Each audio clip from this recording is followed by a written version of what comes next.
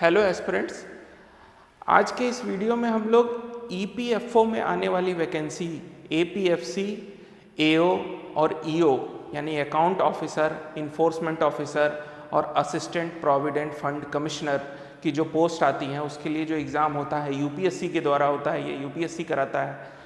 उसके लिए जो एग्ज़ाम्स होते हैं उनके एग्ज़ाम पैटर्न क्या है, सिलेबस क्या है, कट ऑफ क्या जाता है एग्ज़ाम का और उसमें सेफ अटेम्प्ट क्या रहेगा, कितना अटेम्प्ट करना चाहिए, कितने स्टेजेस में एग्ज़ाम होता है, पे स्केल क्या होती है, नेचर ऑफ ड्यूटी क्या होता है, ये सब कुछ जानेंगे हम लोग एपीएफसी, ईओ और एओ के बारे में। तो चलिए शुरू करते हैं। अब देखिए, जो एपीएफसी और ईओ एओ के लिए जो एग्ज़ाम पैटर्न है, एग्ज़ाम पैटर्न की अगर हम बात करें तो एग्ज़ाम पैटर्न में स्टेज 1 जो है 2 स्टेज में होता है। स्टेज 1 जो है वो कंबाइंड रिक्रूटमेंट टेस्ट कहा जाता है। पहले रिक्रूटमेंट टेस्ट केवल कहते थे, कंबाइंड कब कहने लगे जब एपीएफसी और ईओ एओ के लिए जो टेस्ट हैं वो सेम होने लगे। अब सेम टेस्ट होगा, एक ही पेपर आएगा दोनों के लिए। तो ये कंबाइंड रिक्रूटमेंट टेस्ट जो है ये 300 मार्क्स का होता है। 300 मार्क्स का पेपर होता है, पेन एंड पेपर बेस्ड है। पेन एंड पेपर मतलब ओएमआर शीट पे आपको बबल करना होगा। ये सारे क्वेश्चन क्या होंगे, मल्टीपल चॉइस क्वेश्चंस होंगे। इसमें मल्टीपल चॉइस क्वेश्चंस होंगे। और कितने क्वेश्चन आते हैं तो 120 क्वेश्चंस होते हैं। 120 क्वेश्चन होते हैं एक पेपर में और 300 नंबर का है ये। यानी कि एक क्वेश्चन कितने मार्क्स का हो गया, 2.5 मार्क्स का।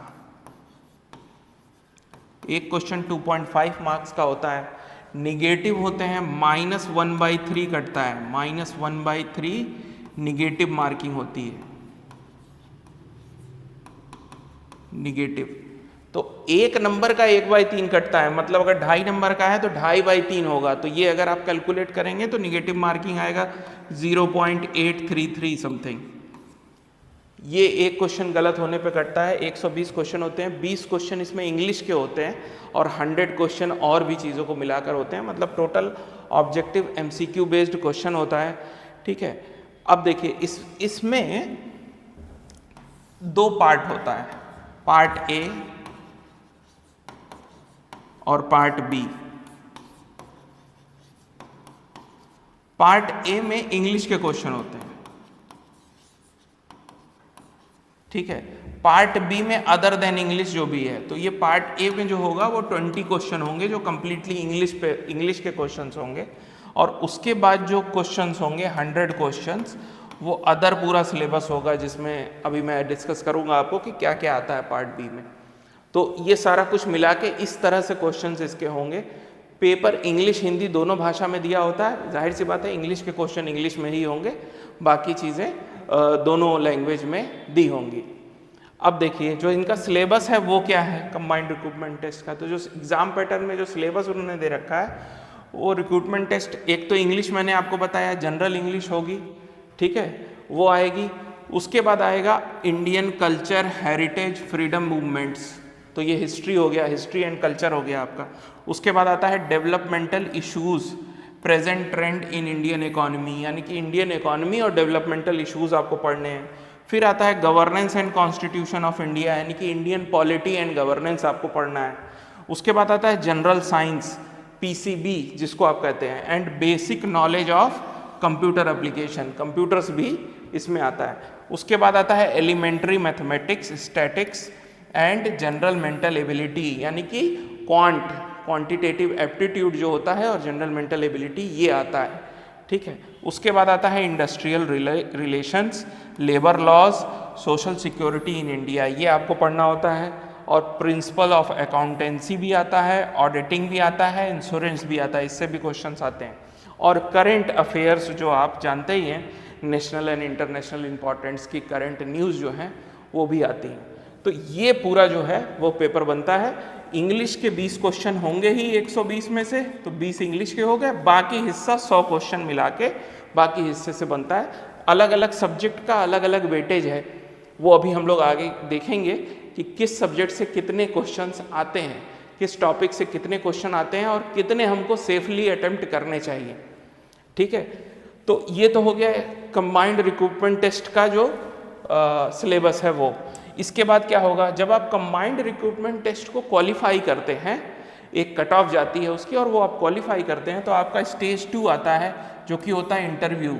ये 100 नंबर का होता है, 100 मार्क्स का इंटरव्यू होगा। कंबाइंड रिक्रूटमेंट टेस्ट में कट ऑफ पार करना था आपको, केवल जो भी कट ऑफ उस साल का निकलेगा। कट ऑफ किस पे डिपेंड करता है, नंबर ऑफ वैकेंसीज पे डिपेंड करता है, पेपर की डिफिकल्टी लेवल पर भी डिपेंड करता है कट ऑफ, तो उन चीज़ों से है। लेकिन स्टेज 2 में इंटरव्यू में क्या है कि आपको एक फिक्स्ड क्वालिफाइंग मार्क्स लाने ही पड़ेंगे। जैसे जनरल कैटेगरी के लिए फिक्स्ड क्वालिफाइंग मार्क्स कितने हैं, 50 मार्क्स, यानी कि 50 नंबर या उससे ज़्यादा लाता है तब वो इंटरव्यू क्वालिफाई करेगा। उसी तरह ओबीसी कैटेगरी के लिए 45 हैं, 45 या उससे ज़्यादा लाता है तब वो इंटरव्यू क्वालिफाई करेगा। एससी एसटी के लिए 40 है। तो ये क्राइटेरिया रख दी गई है, मतलब इंटरव्यू में मिनिमम इतने मार्क्स आपको लाने ही हैं, 50, 45 और 40 कैटेगरी वाइज। उससे ऊपर जो आएगा वो जुड़ेगा।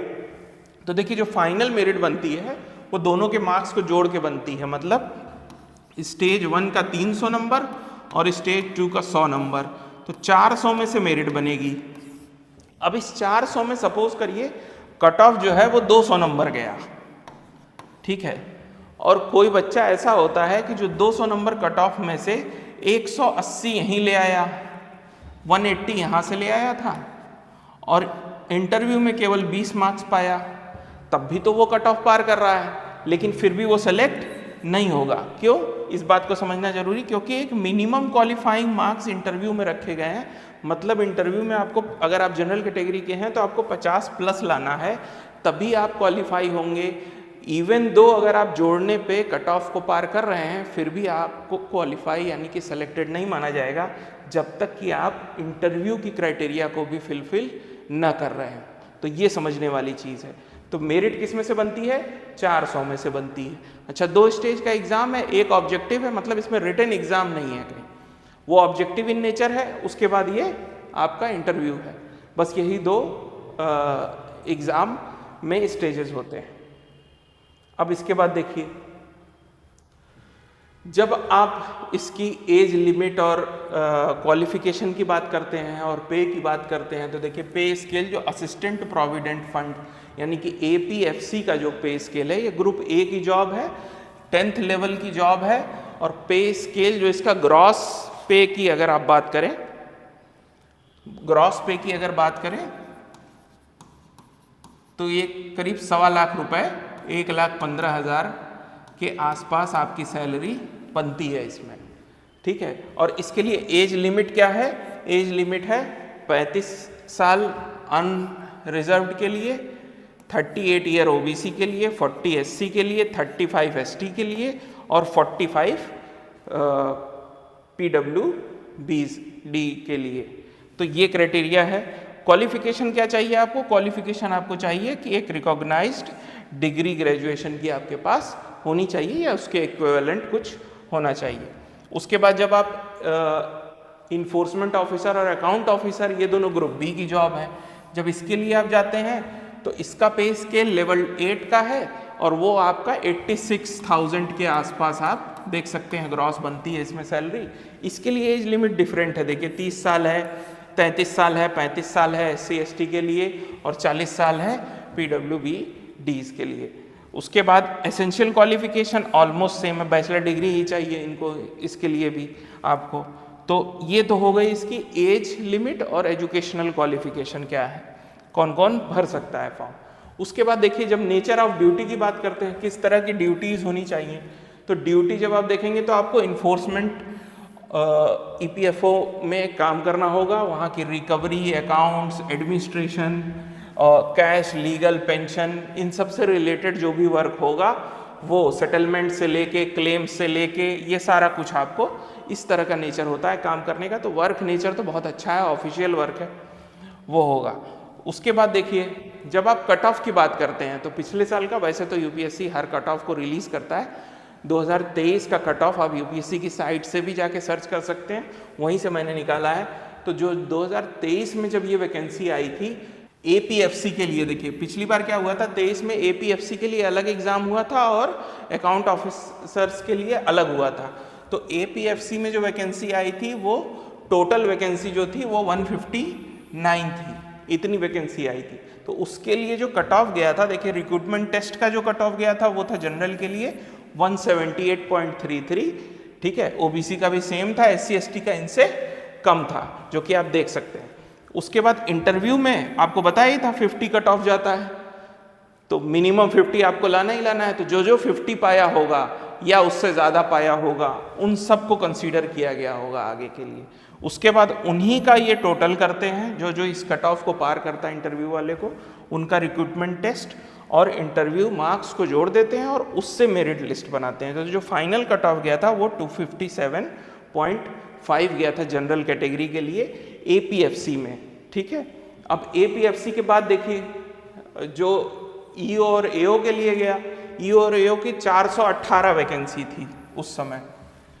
तो उस समय जब 418 वैकेंसी थी तो जो रिक्रूटमेंट टेस्ट था उनका, उसमें कट ऑफ गई थी 138.33 और इंटरव्यू मैंने आपको बताया ही 50 है, तो 212.83 ये जो है फाइनल मेरिट कट ऑफ गई थी EO और AO के लिए। दोनों का पेपर अलग अलग हुआ था रिक्रूटमेंट टेस्ट में, तो उस समय डिफ़िकल्टी लेवल भी डिपेंड करता है कि कट ऑफ क्या जाएगा।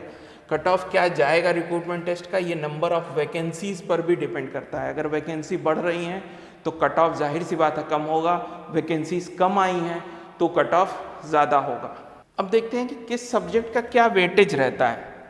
तो देखिए ये मैंने वेटेज भी पिछले साल के पेपर से, मतलब पिछले 2023 वाला जो पेपर हुआ था उसके हिसाब से बनाया है।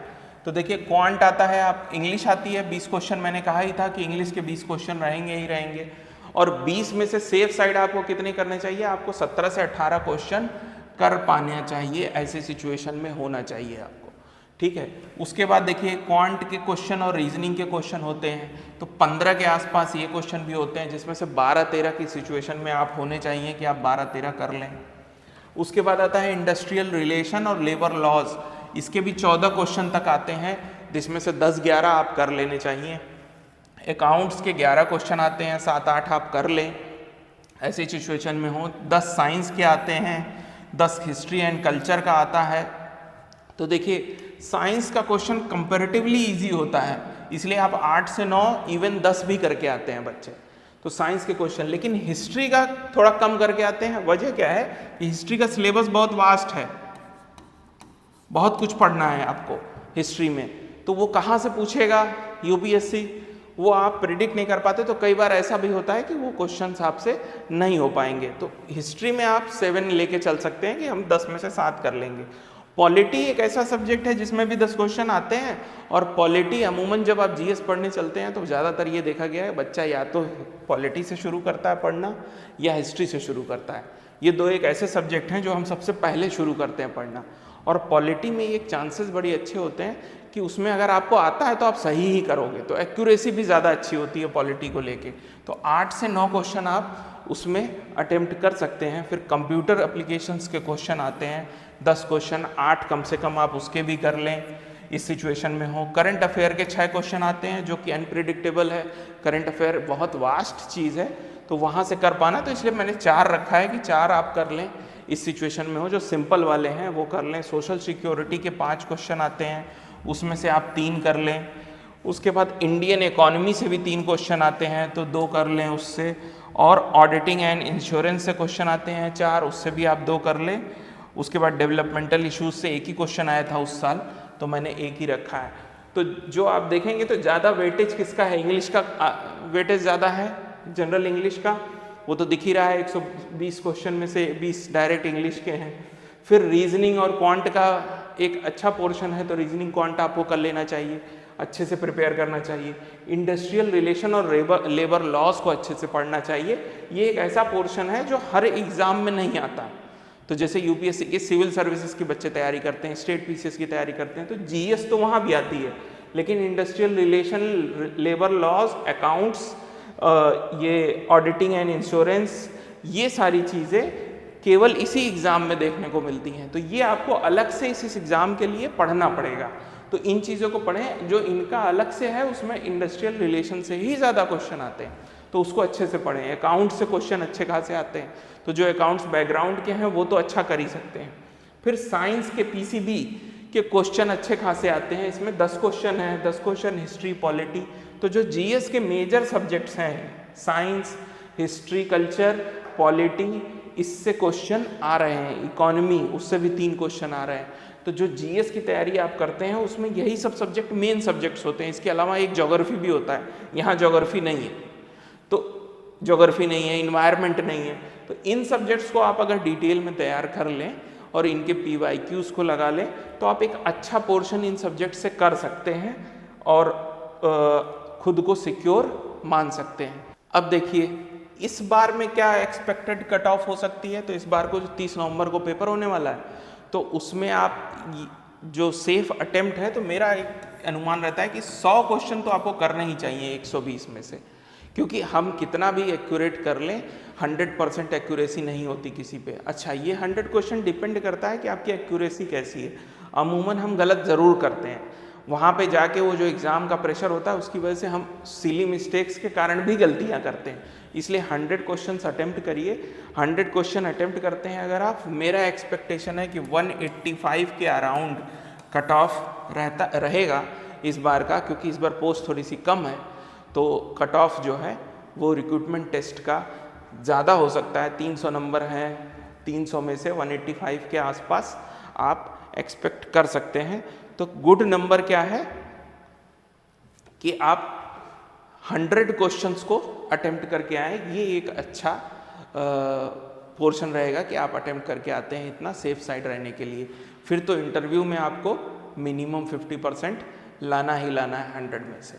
तो ये जो वीडियो था इसका मेन मकसद यही था कि मैं आपको बता सकूं कि EPFO में जो जनरल स्टडीज़ आ रहा है वो ऑलमोस्ट वही आता है जो हर एग्ज़ाम्स में आप देखते हैं UPSC के। तो जनरल स्टडीज़ के पोर्शन को तो बच्चे हमेशा पढ़ते रहते हैं क्योंकि वो हर एग्ज़ाम का पार्ट है। एडिशनली आपको क्या क्या पढ़ना है, आपको इंडस्ट्रियल रिलेशंस, लेबर लॉज पढ़ने हैं, आपको ऑडिटिंग एंड इंश्योरेंस पढ़ना है, आपको अकाउंट्स पढ़ना है। तो ये वाला जो पोर्शन है अगर आप ये अच्छे से कर लेते हैं और PYQ उसको देख के आपको पता चल जाएगा कि कितनी डेप्थ तक इसमें से भी पूछता है, तो आप आराम से इस एग्ज़ाम को क्वालिफाई कर सकते हैं एक अच्छी तैयारी के साथ। तो पढ़ते रहिए और जो भी डाउट हो इससे रिलेटेड वो आप कमेंट बॉक्स में करके मुझसे पूछ सकते हैं। बहुत बहुत धन्यवाद। ज्वाइन करें समर्पण IAS लखनऊ, जहां सक्सेस का भरोसा हर स्टूडेंट के साथ।